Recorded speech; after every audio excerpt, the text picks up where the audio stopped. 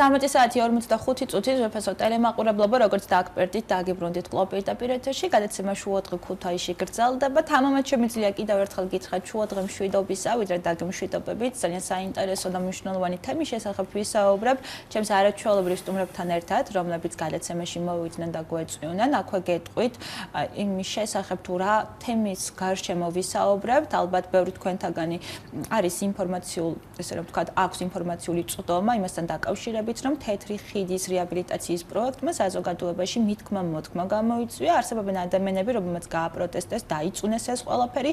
პროექტს ეხება, რა თქმა უნდა, გადაცემის სტუმრები მინდა წარმოგიდგინოთ ამჯერად ბატონი ვახტანგ სიხარულიძე, თორნიკე ბარათაშვილი, არასამთავრობო ორგანიზაცია ევროპა ჩვენი სახლიას დამფუძნებლები. მოგესალმებით, დიდი მადლობა რომ მობრძანდით. ყოველთვის მახარებს თქვენი სტუმრობა, გამონაკლისი არც დღევანდელი დღე გახლავთ და მით უმეტეს თემა, რომელიც ალბათ ნებისმიერი ადამიანისთვის, ვინც ქუთაისში ცხოვრობს, ვისაც ქუთაისი უყვარს ზოგადად საქართველო, არის მნიშვნელოვანი. მოდით დავიწყოთ ბატონო ვახტანგ. მოდით მითხარით თქვენ გააპროტესტეთ თეთრი ხიდის რეაბილიტაციის პროექტი. ანუ გამოთქვით მოსაზრება, დაიწუნეთ ეს პროექტი. თქვენი აზრით რა იყო ამ ყველაფრის მიზეზი? თქვენ დასვით კითხვა, რომ ჩვენ გავაპროტესტეთ თუ არა თეთრი ხიდის რეაბილიტაციის პროგრამა, პროექტი და რეაბილიტაცია თავისთავად ნიშნავს აღდგენას და არა რაღაცა ახალი კონცეფციის და ახალი იდეების და ახალი სტრიხების, არ მარტო სტრიხების, საერთოდ ახლებურად განაძრევა და გადაწყვეტა სამართლებრივი საკითხები, მithumetes არქიტექტურული პროექტისას და ასე რომ ეგ არ არის აღდგენა და რეაბილიტაცია, ეგ არის რაღაცა ახალი ხედვა, რაც აქვს ამ პროექტის ავტორს ხუჯაძიანი, ხო? დიახ. გია ხუჯაძე. ჩვენ არ გამპროტესტებია აღდგენა და რეაბილიტაცია. აბა რა გააპროტესტეთ რეალურად? ეს პროექტი. რა არის დასაწყისი პროექტი თქვენი, ანუ თქვენი? თავისთავად მე ასე მესმის, ასე უსწავლებია წინაპრებს.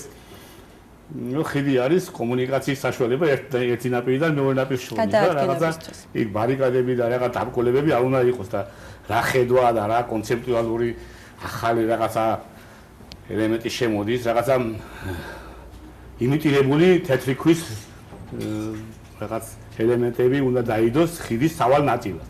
ეს რაღაცა დამკოლებებს შექმნეს ქვეითად მოსირავლებისათვის და ეს ხიდი იმდენადაც უკვე მოიაზრება და ასე არის უკვე რამდენიმე წელია ქვეითად მოსიარულეებისთვის არის, იმიტომ რომ რაღაცა ყველაფერს აქვს თავის ხანდაზმულობა და მის და კომიტეტურმა კომისიამ დაიწუნა ეს ხიდი მანქანებისთვის და გადაკეთდა როგორც ქვეითად მოსიარული დამტოვეს ეს ფუნქცია და რაღაცა ეს ხიდის ქვების დალაგება და რა კავშირი აქვს, რა აზრობრივი კავშირი აქვს თეთრ ხიდსა და თეთრ ქვებს შორის, მე არ ვიცი, არ მესმის. მე ვიცი, ჩემი მოსაზრება მაქვს და ეს მოსაზრება ჩვენ მოვიძიეს შესაბამისი ინფორმაციები არქივში ნახეთ, წასული ვიყავით ჩვენი ორგანიზაციის წევრები და ხიდის სახელი არაფერ კავშირში არ არის თეთრ ქვებთან. ბატონო თორნიკე, მადლობთ ბატონო ვახტანგ, თქვენ როგორ ფიქრობთ, რა მიზეზით იქნა დაწუნებული? თუნდაც თქვენს მიერ და თუნდაც იმ ადამიანის მიერ, რომელმაც დაიწუნეს და არ მოეწონა. თქვენ სათხედავთ ამ შემთხვევაში თავი პრობლემას. ეს არის ხიდის ვიზუალური შეცვლა მხოლოდ და მხოლოდ თუ აუცილებელია შევინარჩუნოთ ის, რა სახითაც დღემდეა? მან რამოდენიმე ფაქტორზე შეიძლება ხაზგასმა, ნუ რატო ადამიანებს ზოგადად სუბიექტურად უყურებთ ყველაფერს და შეიძლება ნებისმიერი პროექტი, რომელიც წარმოდგენილი შეიძლება იყოს იდეაში ადგილობრივი თვითმმართველობის მიერ, არ პოვებდეს მხარდაჭერას აბსოლუტური უმრავლესობის მხრიდან, მოსახლეობას გულისხმობ, თუმცა აქ უნდა იყოს მინიმუმ რამოდენიმე წინა სამუშაოები გავლილი იმისათვის, რომ ადეკვატურად იქნა შეფასებული ეს პროცესი, რაც ახლა მიმდინარეობს. მე გეტყვით, რომ არც ერთი შეხვედრა გარდა იმ ვიწრო ჯგუფისა, სადაც გადაწყდა რომ ეს ხიდი აღდგენილი იყო თუ რეაბილიტაცია თუ ახალი სახე მიცემოდა, არ გამართულა არც ერთი სამოქალაქო აქტივისტი თუ საზოგადოების რომელიმე წარმომადგენელი თუ პროფესიონალი ამ საქმის არ იყო ჩართული ამ პროცესში. პროცესი თავიდანვე რაღაც უცნაური ფორმით წარიმართა. ჩვენ სიურპრიზად დაგვიდეს ტენდერის შესყიდვების სააგენტო საიტზე, სადაც უბრალოდ ჟურნალისტებმა ეს აღმოაჩინეს და დადეს როგორც ნიუსი, როგორც ინფორმაცია, რომ ამ ხიდის რეაბილიტაცია იგეგმებოდა. ჩვენ საუბარი გვაქვს თეთრ ხიდზე და ნუ ეხა თუ კი რაღაცა შევხედავთ რაღაც ფართო ხედვით, თეთრი ხიდი შეიძლება ვიღაც ევროპელებისთვის, რომლებიც ჩვენ სტუმრობენ ყოველდღიურად არ წარმოადგენს რამ ღირებულებას, არ წარმოადგენდეს. მაგალითად ადამიანისთვის, რომელიც ჩამოფრინდება ბუდაპეშტიდან ან ლონდონიდან, ხიდებით ვერავის ვერ გავაკვირვებ ჩვენ და სამწუხაროდ, მაგრამ ჩვენთვის, ქალაქელებისთვის, ქუთაისელებისთვის და არა მარტო ჩვენი ქვეყნისთვის, ალბათ თეთრმა ხიდმა უკვე შეიძინა გარკვეული ისტორიული ღირებულება, რამდენადაც ჩვენ მიუხედავად იმისა, რომ 3500-სლოვანი ქალაქი ქვია, იშვიათად შევხვდებით მე-18 საუკუნემდე არსებულ შენობა-ნაგებობებს აქ თუ არ ჩავთვლით ეკლესია მონასტრებს და ამით არ ვართ ჩვენ განებივრებული. რამდენადაც მე-19 საუკუნის ურბანული დასახლება არსებობს, ურბანული ესე იგი სივრცე არსებობს ქუთაისში და იმის იქეთ ჩვენ ნაკლებად გვაქვს შენობა-ნაგებობები და არქიტექტურული ძეგლები. ქუთაისის თეთრი ხიდიც, რამდენადაც ქალაქის ცენტრში მდებარეობს და 1850 წელს არის დაწყებული მისი პირველი მშენებლობა, წარმოადგენს ისტორიულ ღირებულებას. შესაბამისად, როცა ხარ თვითმმართველობაში, ხელისუფლებაში, ცენტრალურში თუ ადგილობრივში, იღებ გადაწყვეტილებას, რომ ხიდის რეაბილიტაცია მოახდინო თუ ეს შეეხება ხიდს ასევე ნებისმიერ ძეგლს, რომელიც კულტურული მემკვიდრეობის ძეგლთან ნუსხაშია, სხვათა შორის შეტანილი. ამ შემთხვევაში შენ უნდა იყო ცოტა ფრთხილად, რამდენადაც ეს შეიძლება გრძნობიარე საკითხი აღმოჩნდეს და საზოგადოებრივი მხარდაჭერა ვერ მოიპოვო. და გარდა იმისა, რომ საერთოდ ვიწრო წესში არ უნდა განიხილო და სამი კაცის გადასაწყვეტი არ უნდა იყოს თეთრი ხიდის რეაბილიტაციის ბედი, და ეს უნდა რაღაც ფართო საზოგადოების განხილვის საგნად აქციო, რაც არ მომხდარა სამწუხაროდ, ეს არის ფაქტი. ამას ვერ უარყოფს იმ შენობაში მყოფი ვერც ერთი ადამიანი, რომ ეს ჩვენ სიურპრიზად დაგვიდეს და შემოგთავაზეს ეს ერთადერთი ესკიზი, რომელსაც ჩვენ არ უნდა დავთანხმებოდეთ, ან არ უნდა დავთანხმებოდეთ. შესაბამისად, ჩვენ რა თქმა უნდა სოციალურ ქსელებშიც მოყვა ამას შესაბამის გამოხმაურება და ჩვენ ორგანიზაციამაც მოგვიანებით შესაბამისი რეაქცია გამომჟღავნა ამ ფაქტთან დაკავშირებით ჩვენ გამართეთ ჟურნალისტებთან შეხვედრა ერთი და მეორე საზოგადოებრივ კვლევა ჩავატარეთ ამ საკითხთან დაკავშირებით. შემდგომში ვიდეოც ავტვირთეთ სოციალურ ქსელებში თუ რა განწყობა არის ყოველგვარი მონტაჟის გარეშე ნებისმიერ მომხმარებელს შეუძლია ნახოს თუ რა განწყობაა საზოგადოებაში და თქვენს ტელევიზია ბრძანდებით შეგიძლიათ გახვიდეთ და მოიკითხოთ რას ფიქრობს ხალხი ამ პროექტზე. ვაჩვენებთ დესკის, ვაჩვენებთ ხარჯს თუ რა ხარჯსთან გვაქვს საქმე და რამდენად ადეკვატურია ეს ხარჯი ამ ესკიზის განხორციელებასთან და პლუს კონცეპტუალურად რას ნიშნავს ეს, რასაც ისინი აპირებენ. ბატონო ვახტანგმა ისაუბრა ერთის მხრივ იმაზე, რომ დაბრკოლება ხიდთან დაკავშირებით ცოტა უცნაური გადაწყვეტაა, რომ ეს ბუტაფორიული, ესე იგი ქვის თუნდაც ბუტაფორიული ქვის დეკორაციები დაიდგას იქ მრავალ ადგილზე, ხიდის თვითონ სავალ ნაწილზე, ეს ცოტა უცნაური გადაწყვეტაა და მეორეს მხრივ თვითონ მაშინ, როდესაც იქ გამოვლენილ შეუძლია უბრალოდ გადაიხედოს კალაპოტში, მდინარის კალაპოტში და ეს სილამაზე, რაც რეალურად მართლა ესეთი ის არის რა, ქუთაისისთვის და ხო, თეთრი ქვების სახით არის წარმოდგენილი, იქვე დაათვალიეროს, არა ეს აუცილებელი რომ ეს ხიდზე დაუდოთ ამ ადამიანებს. ხო, რაღაც ისეთი მიდგომაა რა, ჩვენ მე არ ყოფილვარ იმ ბრიფინგზე, რომელიც ჩვენმა ორგანიზაციამ ჩაატარა, ბატონ ვახტანგთან ერთად იყო პროფესიონალი ამ საქმის, ბატონი ირაკლი ჩოგოვაძე, როგორც დღეს ჩემს ნაცვლად უნდა იყოს ესე თქვენს სტუდიაში და მას უნდა ესაუბრა ამ საკითხზე, პროფესიონალი გახლავთ ეს ადამიანი და მას წლების მანძილზე ევროპაში ცხოვრობდა და ამ მიმართულებით ბევრი მუშავია. ნუ მისი ხედვითაც და მისი კოლეგების ხედვითაც ეს საკმაოდ უცნაური გადაწყვეტა არის, ხო, როდესაც რაღაც ხიდზე ამოგაქვს მდინარის კალაპოტიდან ბუტაფორიული თუნდაც ქვების ლოდები ალაგებ იქ და რას ეუბნები საზოგადოებას, რომ რა არის ეს. იგივე ხო შეუძლია 2 მეტრის იქეთ დაინახოს, ხო? ანუ ერთი არის კონცეპტუალური მხარე, მეორე არის ხარჯვითი ნაწილი, იმიტომ რომ 9 მილიონი ხა ჩვენი ქალაქისთვის არ არის თანხა, რომელიც 454,990. კი ბატონო, არ არის ის თანხა, რომელიც ჩვენ შეგვიძლია ყოველდღე რაღაცების ბოდიში ამ სიტყვაზე და გავიქნიოთ რაღაც ასეთ უაზრო ხარჯებში, მეორე და მთავარი არის საზოგადოების ჩართულობა და ღიაობა ამ საკითხთან დაკავშირებით გადაწყვეტილების მიღების პროცესში, რაც ნოლის ტოლი არის, ეს ყოველთვის აჩენს განცდას. ეს ლეგენდა რაც თავს მოგვახვიეს, რომ თითქოს აჩუქა ვიღაცა. ხო, ესეც მნიშვნელოვანი ამბავია, ხო, როგორც წესი არსებობს ასეთი დანერგილი პრაქტიკა, რომ ვიღაცა, ესე იგი, თვითმმართველობას ხო ეს ფუნქცია აქვს, რომ რაღაც სიახლეებს უნდა მოიტანოს, ხო, მათ შორის. ხო და ამაზე უნდა გამოცხადდეს კონკურსი, როგორც წესი. კონკურსის გამოცხადების ეს ალტერნატიული გზები ანუ კონკურენციას უნდა მიეცეს აქ ხო რაღაცა თავისუფალი სივრცე რომ იქ ხარისხიც უზრუნველყოფილი იყოს და ადამიანებს რომლებიც ამ საკითხზე და ამ მიმართულებით მუშაობენ უბრალოდ მარტივად გული არ დაწყდეთ იმაზე რომ ვიღაც მათ კოლეგას აქვს რაღაც უპირატესი მდგომარეობა მათთან შედარებით მათ არ ეძლევათ უბრალოდ ესკიზის წარდგენის საშუალებაც კი აქ საკმაოდ ის გამოუგნებელი განცხადება გაკეთდა მაშინ პირველივე დღეებში ვიცე-მერის მოადგილის მხრიდან როცა მან თქვა რომ ჩვენ გვაჩუქეს ეს პროექტი თითქოს ერთმა არქიტექტურმა გააკეთა პროექტი აჩუქა მერიას ეს უსასყიდლოდ და 9 მილიონს ხარჯავენ მე ამ პროექტის განხორციელებაში. ახლა ხატვა მეტნაკლებად ამ ქალაქში ბევრმა იცის და შეიძლება ნებისმიერმა მოიფიქროს ასეთი утоპიური იდეა თუ რაც შეიძლება მას დავარქვათ და ნებისმიერმა შეიძლება უსასყიდლოდ გაიღოს მისი ქალაქისთვის და მერიას აჩუქოს, მაგრამ ეს იმის გარანტიას ვერ იძლევა რომ ეს ნებისმიერ პროექტი განხორციელდება, ხო?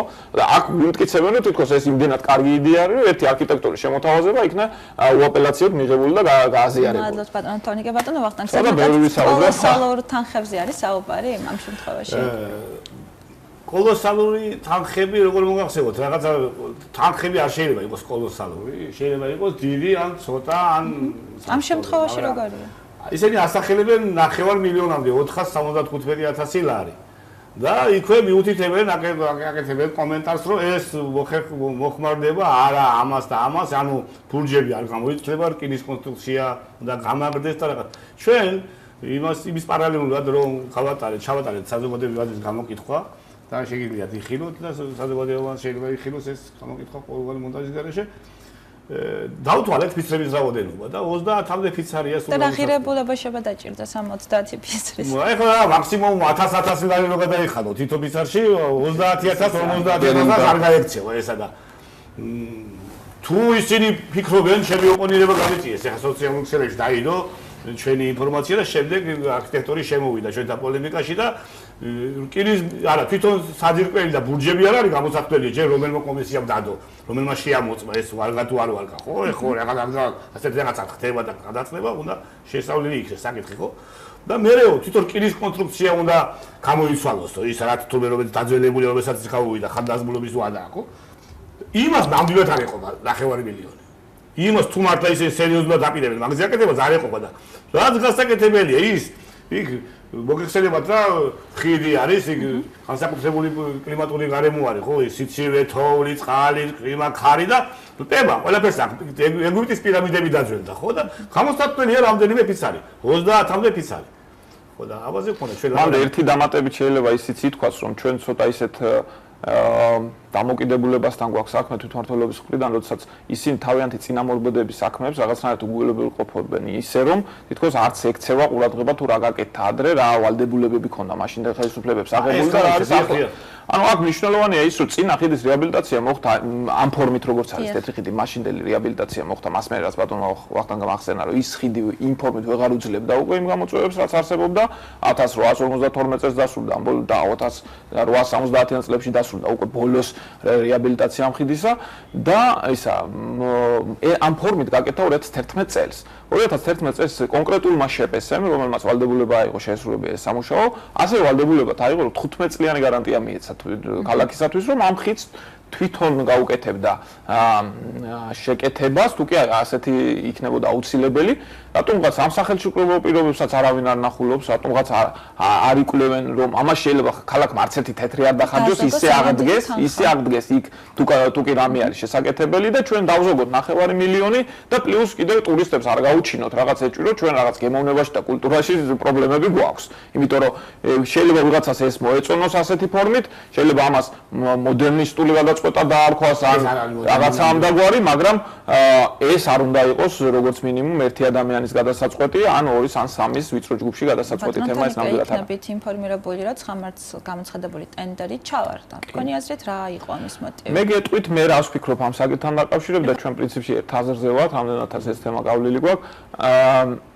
ჩვენ ფიქრობთ რომ ამ აჟიოტაჟი არ ეთქმის ამას ჯანსაღი რეაქცია რაც მოყვა ამ პროცესს მიიყვანა და დასკვნამდე ჩვენი ხელისუფლება ადგილობრივი რომ ის ერთადერთი შემსყიდველი მიმწოდებელი ბოდიშვიხთი რომელსაც უნდა აღედგინა ეს ხიდი და მე ვფიქრობ რომ ეს თავიდანვე ცნობილი იყო ვინ იქნებოდა იმიტომ რომ იმდენად დაუწყებული იყო პირობები და იმდენად იყო მორგებული კონკრეტულ ადამიანზე ვადებში მათ შორის ეს დეკორაციები რამდენიმე დღის ვადაში უნდა ჩამოტანილიყო თვის ვადაში თეთრიხიდი უნდა აღდგენილიყო და ასე შემდეგ. ანუ იმდენად დავიწროებული და იმდენად მორგებული იყო კონკრეტულ სუბიექტს, რომ მისი ერთპიროვნულად გამჟღავნება ეხლა ამ პირველივე ტენდერზე იქნებოდა ლუსტრირება იმ პროცესისა, რაც ხდებოდა და ჩვენ უკვე მისათითებლად გვექნებოდა კონკრეტული შეპესე, რომელსაც ჰქონდა წინარე გავლილი უკვე ეს მოლაპარაკების პროცესი მერიასთან. მე ვფიქრობ, რომ უბრალოდ ეს დროში გაიწელა ეს პროცესი. კარგი იქნებოდა თუ მერია უბრალოდ გაითვალისწინებს ჩვენ მოთხოვნებს, საზოგადოების მოთხოვნებს და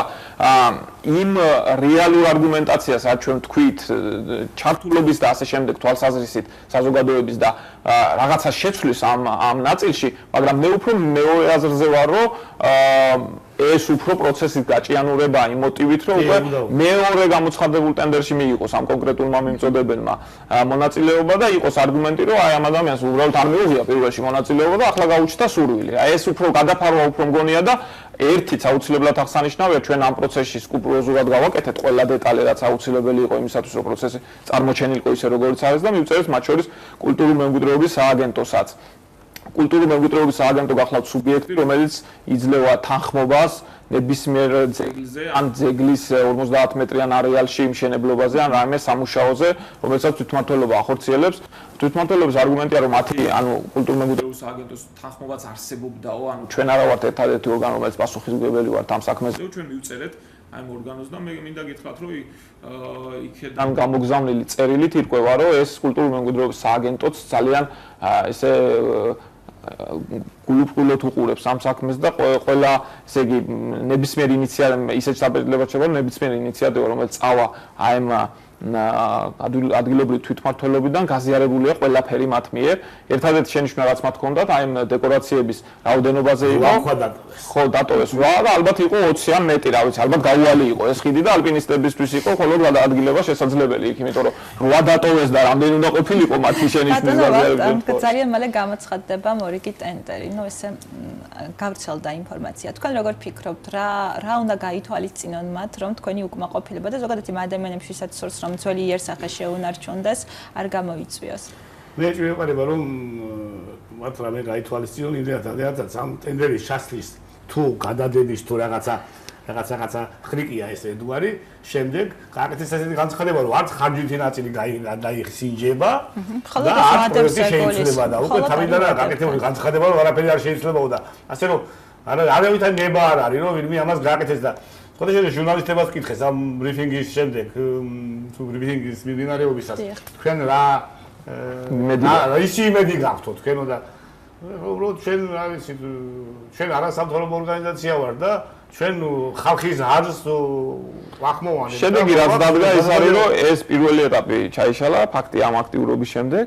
და ნუ შედეგი რა იქნება, მაგას ნახავთ და ერთი რაც აუცილებელია, რომ საზოგადოებასაც ვაუწყოთ და ჩვენი აზრი უთხრათ თავისთავად მათაც თავის თითოეული მოქალაქის თავისი აზრი აქვს ამ საკითხთან დაკავშირებით და თავის მოხვევას არ ვაპირებთ, მაგრამ როდესაც საუბარი არის კულტურული მემკვიდრეობის ძეგლზე, ხო, ჩვენ შეგვეძლო და შეუძლია მერიას მიიღოს გადაწყვეტილება და ჩათვალოს, რომ კულტურული მემკვიდრეობის ძეგლთან უსხიდან მთლიანად ამოიღოს თეთრი ხიდი. მან საზოგადოებას უთხრას, რომ მე არ ვთვლი ამას ძეგლად. დაიწყოს შესაბამისი პროცედურები, ამოიღოს, გადაიტანოს ისედაც მათ ბალანსიეს თეთრი ხიდი და მთლიანად ეს კომპონენტი, რაც თანხმობას ითვალისწინებს აგენტოსთან, მთლიანად ანულირება გაუკეთოს და ისე როგორც თვლის საჭიროდ მოექცეს ამ ქონებას, ხო, როგორც ხისტად რო ვთქვათ, ხო? მაგრამ თუ გისაუბრეთ ძეგლზე, რომელიც აღიარებულია კონკრეტული უწყების მიერ, მაშინ ძეგლის იერსახის ცვლილება არის წარმოუდგენელი უბრალოდ, ანუ ძეგლი როგორც ასეთი აუთენტური ნიშნით, ანუ არსებობს ისეთი ნიშნით, როგორც არის, ხო? მაშინ როცა რეაბილიტაცია მოხდა, შეთანხმებული იქნა ისე როგორც მაშინ არც იყო კულტურული მემკვიდრეობის ძეგლთან ნუსხაში, რამდენადაც მე ვიცი, შემდეგ შევიდა რა, მოგვიანებით. ხო და თუ კი ეს ძეგლი ამ სახით არის შეტანილი ნუსხაში, ჩვენ ეს სახე აუცილებლად უნდა შევინარჩუნოთ ისეთი როგორც არის. ძეგლი შეიძლება ამ კონსერვაცია ამ რეაბილიტაცია და ეს უკვე ახლებული არის, მაგრამ ხედვას ვერ დავარქვევ, მაგას არ ვიცი, კიჩი ქვია, მაგას ხელოვნებაცოდნეობის ენაზე, ეს არის რაღაც როგორც რაღაც ტერმინია და ასეთი შიფრება, რომ ცუდი უგემოვნებო რაღაც გადაწყვეტა და არ ვიცი, უგემოვნებო და უხარისხო გადაწყვეტა ამა თუ რაღაცა საკეთეს კიჩი. ძალიან ცუდია ესა და თუ ძეგლი არის ეს, ხო? ძეგლში დება ან კონსერვაცია თუ საშუალება რაღაც შევინარჩუნოთ რაღაცა და აღარ გაფუჭდეს, ან კიდე უნდა აღვადგინოთ იმ სახით, ასახითაც არის. ხო, ანუ აქ ორი მომენტი არის, რა კიდე ერთხელ მინდა რომ ჩვენ არასდროს არ გამოვირჩევით რაღაც სუბიექტური მიდგომებით და რაც ჩვენ გონია ისე რომ უნდა იყოს, რაც ხადია ეს არის დიდი სიბრიყვე იქნებოდა ჩვენი მხრიდან, ხო? მაგრამ აქ რაღაცა კომპონენტები უნდა იყოს დაცული და გარანტირებული, რომ ერთის მხრივ ყველასთვის მოსაწონი რა თქმა უნდა არ იქნება, შეიძლება ჩემთვისაც არ იყოს მოსაწონი რაღაც, შეიძლება იყოს, ხო? შეიძლება ჩვენთვის არ იყოს, აქ ვინც ვივართ, ხო, რაღაცები, მაგრამ რაღაც კომპონენტი ღიაობის ჩართულობის თვალსაზრისით ის რომ გარანტირებული იყოს რომ ერთი ადამიანი არ იღებდეს გადაწყვეტის ხო ერთპიროვნულ გადაწყვეტილებებს ან სამი ადამიანი ან რაღაც ვიწრო ჯგუფი ის რომ ძეგლი უნდა იყოს შენარჩუნებული იმ ფორმით როგორც არის კიდევ ერთხელ შეეძლოთ ამოიღოთ და გაიგეთებინათ ისე როგორც მათ მიაჩნია საჭიროდ მაგრამ ძეგლის თვისება არის ის რომ ის იერსახე რაც არსებობს უნდა იყოს შენარჩუნებული აი ესენი უნდა იყოს ყველაფერი გარანტირებული რაც ფაქტია და სახეზეა რომ ეს ყველაფერი არის დარღვეული ამ შემთხვევაში და მე მოხარული ვიქნები თუ კი ეს გადაწყვეტილება მე ისა ნუ პრინციპში გადაწყვეტილება არ არის იმიტომ რომ ვინმე პრეტენდენტი რო ყოფილიყო და ჩართულიყო ამ პროცესში ცხადა ეს გამარჯვებულიც იქნებოდა ანუ მერის მხრიდან არის ყველაფერი გადადგმული მაგრამ ეს იმას მიუთითებს რომ ის ადამიანი რომელიც მიმწოდე ის შეპესე რომელიც მიმწოდებლის სახით უნდა ყოფილიყო ჩართული ამ პროცესში ან თავი შეიკავა წყალებში ან თხოვეს რომ თავი შეეკავებინათ ამ პროცესთან გვაქვს ბატონო ვახტანგ როგორ დასრულდება ეს ამბები თქვენი აზრით როგორ დასრულდება მე ჩემს სულს გეტყვით როგორ დასრულდეს ძველ საბერძნეთში მოგეხსენა ძველი ელინების ბერძნები იყვნენ ხანდაკების და არქიტექტურის მეტრები ხო როდესაც რომელიმე ქალაქის ხელისუფალი გადაწყვეტა რაიმე მოგეხსენებათ ბერძნული რელიგია პოლითეისტური ის არის რა მრავალღმერთიანები იყვნენ და გადაწყვეტა რომელიმე ღმერთის გამარჯვების ან სიყვარულის ან ომის ღმერთის ხანდაკების ან არქიტექტურული რაღაც კომპლექსის დადგმას ისინი გამოაცხადებდნენ კონკურსს ეს ასე იყო გამოცხადებოდა კონკურსში რამდენიმე ადამიანი სპეციალისტი პრაქსიტელი ფიდიასი მიიღებდნენ მონაწილეობას ამაში და შემდეგ როდესაც ეს კომისია კომპეტენტური კომისია მიიღებდა გადაწყვეტს გამდენი ამ ხანდაკებას როგორ იმასალაში არა ბრინჯაოში რომელიც ძვირია და არა მარმარილოში რომელიც დიდი ხანი დამოკიდება მის შექმნას თამაშში ცვილში თიხაში იგებოდა იმ ადგილას სადაც კათოლიციზმური იყო ამ ხანდაკების დარგვა შემდეგ იყო ორი დაფა მიმაგრებული ამ ხანდაკებაზე ქვემოთ კვარცხლბეკზე და იქ იყო უარყოფითი შეფასებებისათვის კომენტარებისათვის ერთი დაფა და დადებითი შეფასებებისათვის ორი დაფა და ხალხი მოქალაქეები მაცხოვრებლები ამოწმებდნენ ამას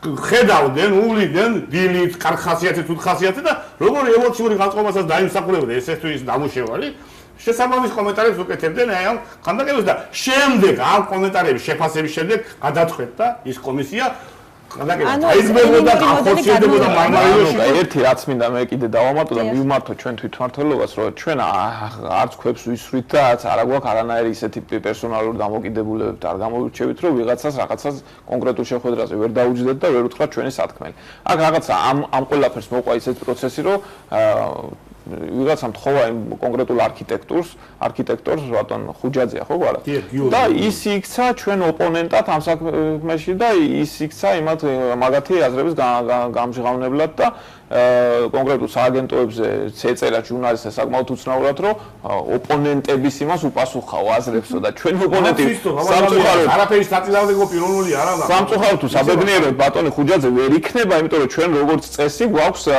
საქართველოს გადასახადის გადამხდელების ესე იგი ამ გადასახადების გამყარგველებთან საქმე. ხუჯაძესთან ჩვენ ფიზიკურად ვერ გვექნება ვერანაირი ოპონირების რეჟიმი, იმიტომ რომ ჩვენ ოპონირების რეჟიმი გვაქვს თვითმმართველობასთან, თუ კი მათ დისკუსიის ფორმატი ნებისმიერ რომელიც აწყობთ და უნდათ ჩვენ თანახმავართ, მივიღებთ მონაწილეობას, ჩავერთვებით, ჩვენ არგუმენტაციას ვეტყვით, მაგრამ ეს ცოტა უცნაური, ესე იგი სტილი, რომ ვიღაც კონკრეტული პერსონები, რომლებიც არანაირ პასუხისმგებლობას ამ საქმეში არ იტვირთავენ, მომავალში.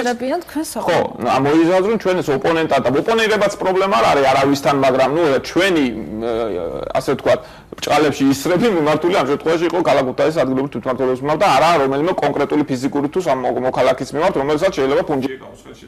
და რაღაცას ხატავდეს, ხო?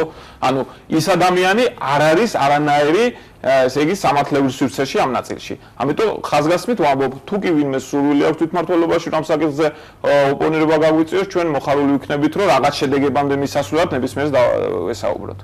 მოკეთ, ძალიან დიდი მადლობა მინდა გადაგიხადოთ მოგზანებისთვის, იმედია ყოლა საკითხი ისე მოგვარდება, რომ არ ვიცი თქვენ მართალი ბრძანეთ, რომ ნებისმიერი ადამიანის მოსაწონი ეს. ღმერთმა ვერ განსაზღვრა და ღმერთმა ვერ მოახერხა შეექმნა, მაგრამ იმედი მაქვს, უმეტესი ნაწილი პროცენტული ადამიანისთვისაც გული შეტკივა, საკითხი გადაწყდება ისე, რომ დაიმსახურებს როგორც ტურისტების, ასევე ჩვენს მოწონებას. აუცილებელიც ეს არის, რომ ჩვენ რაღაცნაირად მივიზიდოთ ტურისტები და კიდე ერთი რაც შეიძლება ითქვას, რომ ეს ყველაფერი რაც კეთდება, დაუშვათ თეთრი ხიდის რეაბილიტაციის პროცესშიც ეს ითქვა, რომ ტურისტების მოსაზიდად კეთდება. ჩვენ აქ წარმოდგენა გქონია არასწორი, ესე იგი, მცდარი იმასთან დაკავშირებით, თუ რა მოყავს, ვის მოყავს ტურისტი.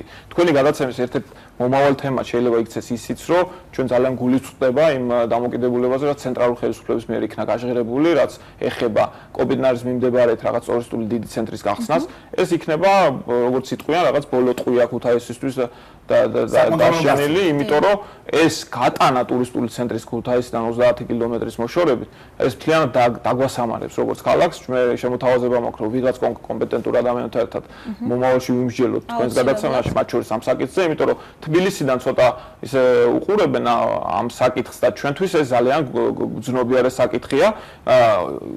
აეროპორტი გვაქვს ძალიან კარგი, საერთაშორისო მნიშვნელობის და არა მარტო რეგიონის მნიშვნელობის, ეს გვაძლევს ძალიან დიდ პოტენციალს იმისათვის, რომ ტურისტების რაოდენობა მოვიზიდოთ და ეს ატრაქციები, რაც აეროპორტმა უნდა დატვირთოს, უნდა იყოს რაც შეიძლება მოცილებული აეროპორტს. ეს არის ევროპული სტანდარტიც მათ შორის, სადაც დაბალბიუჯეტიანი ავიაკომპანიები დაფრინავენ, არსად თქვენი იმ აეროპორტების იგივე ვერ ნახავთ ასეთ ურბანულ ცენტრებს, აუცილებელია რომ თქვენ გახვიდეთ ამ აეროპორტიდან თუნდაც ღამის გასათევად და ჩვენ ეს უნდა მივახციოთ, რომ აეროპორტი იყოს მხოლოდ რამოდენიმე წუთიანი მოწვდის ადგილი ტურისტებისთვის და შემდეგ გადავანაწილოთ ქუთაისში, მესტიაში და ასე შემდეგ. ამიტომ ძალიან გული გვტკივა ამ საკითხზე და აუცილებლად გახდება ეს საკითხიც მომავალში ჩვენი განხილვის თემა, რომ ცენტრალურ ხელისუფლებას მიმართოთ, რომ ამ მიმართულებით იფიქროს უფრო მეტი, ვიდრე ისინი დღეს ფიქრობენ. აუცილებლად ვიმსჯელოთ მომდევნო რომელიმე გადაცემაში, რომელსაც დავგეგმავთ. ძალიან დიდი მადლობა, რომ იყავით გადაცემის სტუმრები. წარმატებულ დღეს გისურვებთ, პოზიტივებით აღსავსეს. აუცილებლად შევხვდებით ერთმანეთს. ჩემს ძვირფას ტელემაყურებლებს კი მინდა უთხრა, რომ არასამთავრობო ორგანიზაცია ევროპა ჩვენი სახლიას დამფუძნებლები ბატონი ვახტანგ სიხარულიძე, ბატონი თორნიკე ბარათაშვილი იყვნენ გადაცემის სტუმრები. შესრულდა 14 საათი 12 წუთი, რაც იმას ნიშნავს, რომ გადაცემა თავის ლოგიკურ დასასრულს მივახო და ფაქტურად შეგვიძლია ჩავთვალოთ, რომ დასრულდა. ძალიან დიდი მადლობა და გადაგიხადოთ, თუ კი გვიყურებდით და ბოლომდე დარჩით ჩვენთან ერთად, ბედნიერ და წარმატებულ დღეს გისურვებთ და რა თქმა უნდა, ხვალამდე დაგემშვიდობებით ნახვამდის.